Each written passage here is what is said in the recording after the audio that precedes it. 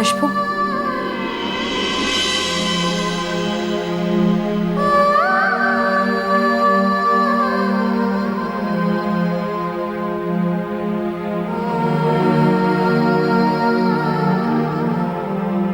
কি চেহারা হয়েছে কমলিকার?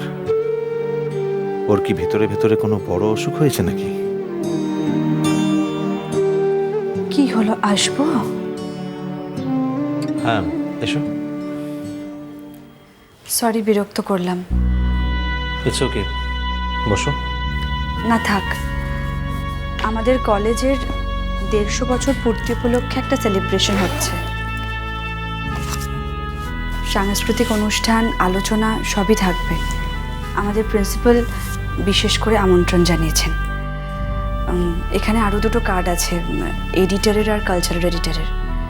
স্পেশালি প্রিন্সিপাল ম্যাম বলেছেন যাতে।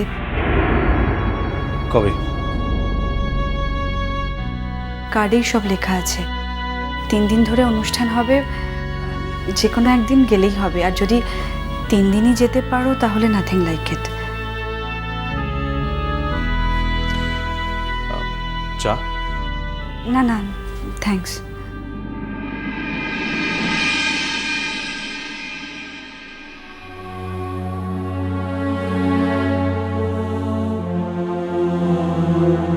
ওর চোখে তো বিষণ্ণ দেখাচ্ছে কেন?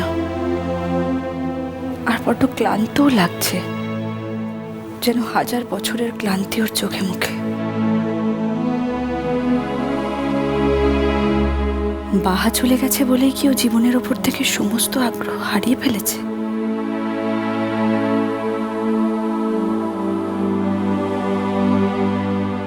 ওকে,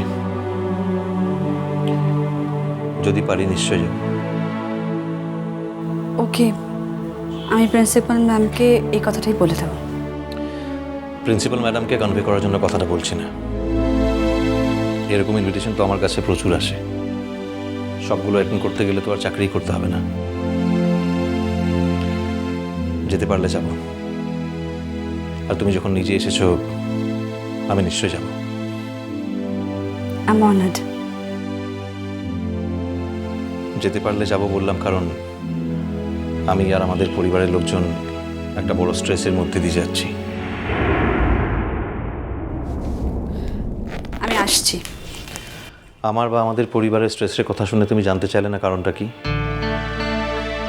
জানি তো কি জানো? স্ট্রেসের কারণটা। না, তুমি জানো না। তাহলে তাই, কিন্তু আমার মনে হয় আমি জানি। তোমার ভুল মনে হয়। এটা ঠিক যে বাহার চলে যাওয়াটা একটা ফাঁকা লাগার কারণ হতে পারে। অর্চি, আমাকে না অনেকগুলো জায়গায় নিমন্ত্রণ করতে যেতে হবে। আসলে প্রেসের দায়িত্বটা আমার উপরেই পড়েছে তো। আমার বলাটা কিন্তু এখনো শেষ হয়নি। শুনলাম তো, কিন্তু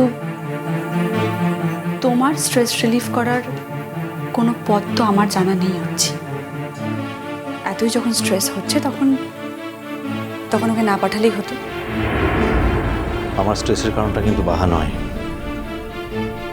দাদাভাই দিল্লিতে ভর্তি আছে, অবস্থা খুবই ক্রিটিক্যাল।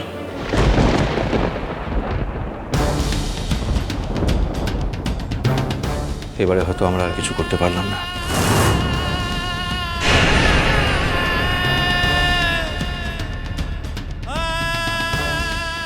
মন রে, কোনো কিছু ভাঙাটা বড় সহজ মন। কি লাগে বল ভাঙতে, কিন্তু কোনো কিছু গড়াটা খুব কঠিন।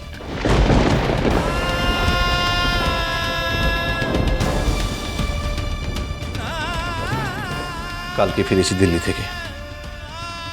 আজকে ফ্লাইটের টিকিট ছিল না, তাই কালকের ফ্লাইটে টিকিট কাটতে হয়েছে।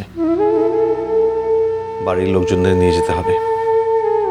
ওখানে আর্য একা আছে দাদাভাইয়ের কাছে।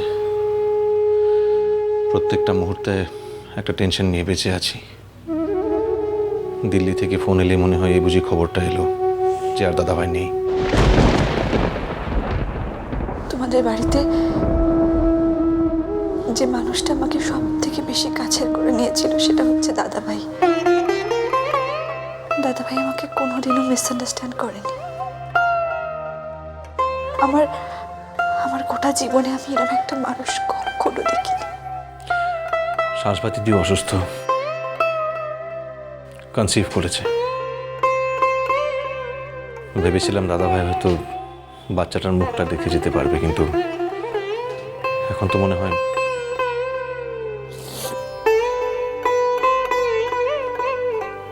যদি সম্ভব হয় কোনো খবর থাকলে আমাকে জানিও। ভালো খবর হলেও আমাকে একবার জানিয়ে উঠছি। এখন তো আর কি ভালো খবর আসবে তা তো জানি না। হ্যাঁ, হতে পারে যদি যদি একমাত্র কোনো মিরাকেল ঘটে, কিন্তু মিরাকেলই বা ঘটবে কেন বলো? স্টিল মানুষ তো আশা নিয়ে বাঁচে।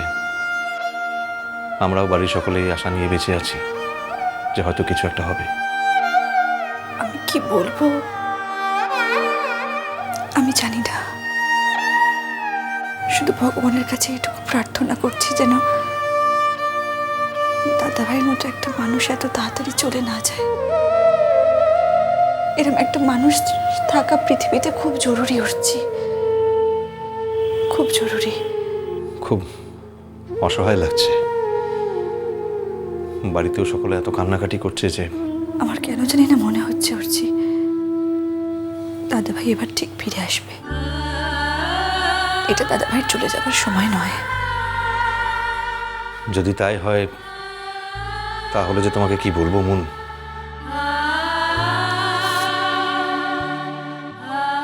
কি আবার বলবো উঠছি? আমি তো ভগবান নই। শুধু মনের ভেতর থেকে যে কথাটা বলতে ইচ্ছা করলো সেটাই আমি বললাম। ঈশ্বর নানাভাবে মানুষকে নানা পরীক্ষা করে দেখেন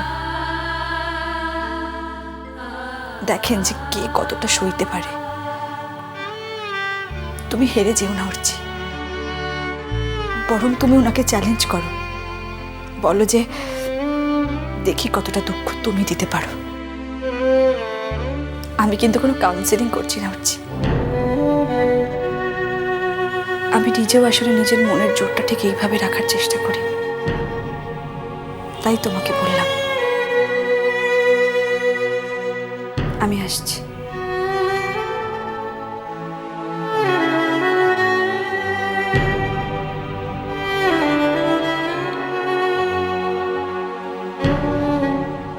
এই কথা তো সত্যি যে জেনে হোক না জেনে হোক, না জেনে কথাটা ভুল। নিজের মনের অগোচরে তো ভাব নেই। জেনে শুনেই আমি মনকে প্রচন্ড আঘাত দিয়েছি, আর দিয়েছি বিশ্বাস ভঙ্গের যন্ত্রণা। আর আরো একবার ধ্রুব সেনের দেওয়া আঘাত ওকে তছনছ করে দিয়েছে ভেতরে ভেতরে, ওকে শেষ করে দিয়েছে। ও যখন একা ভেঙে চলে যাচ্ছে তখন তো আমরা যারা ওর এই ভেঙে গুড়িয়ে যাওয়ার জন্য দায়ী, তারা তো কেউ তার পাশে দাঁড়ায়নি। কেউ তো শক্ত করে তার হাতটা ধরে বলিনি আমি তোমাকে আঘাত দিয়েছি, এসো আমি তোমাকে এই আঘাত থেকে হাত ধরে পার করে অন্য কোথাও পৌঁছে দিই। আমরা সবাই স্বার্থপরের মতো শুধু নিজেদের নিয়ে থেকেছি, নিজেদের নিয়ে বেঁচেছি। আর আজ আমার জীবনের চরম একটা আঘাত এসেছে বলে কি আমি এইভাবে বুঝতে পারছি মনের আঘাতটা? কই, এর আগে তো কখনোই এভাবে বুঝিনি মনের আঘাত, মনের যন্ত্রণা, মনের বিষাদ, মনের একাকিত্ব। শুধুই ওর দাঁত নখ বার করা দেখেছি। ওকে অপমান করেছি, অসম্মান করেছি, কিন্তু কেন এই তিক্ততা তা কি সত্যি কখনো বোঝার চেষ্টা করেছি আমরা? আচ্ছা, আমাদের বাড়ির ছেলেটা অসুস্থ হয়েছে, তার জন্য আমরা প্রত্যেকে আমাদের মতো করে আমাদের সাধ্য অনুযায়ী চেষ্টা করছি যাতে সে সুস্থ হয়ে ওঠে। মেজো বৌদিও চেষ্টা করছেন, তার ঈশ্বরের বিশ্বাস থেকে। আপনি তার বিশ্বাসকে কখনো আঘাত করতে পারেন না। তার মানে আমি শুধু বাচ্চাগুলোকে নিয়ে বাড়িতে থাকবো, তাই তো? রূপুমা,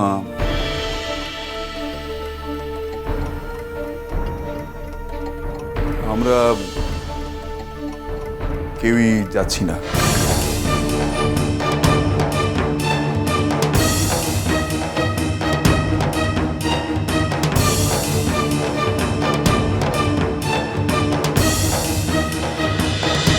মিষ্টি কুটুম মিষ্টি কুটুম মিষ্টি কুটুম।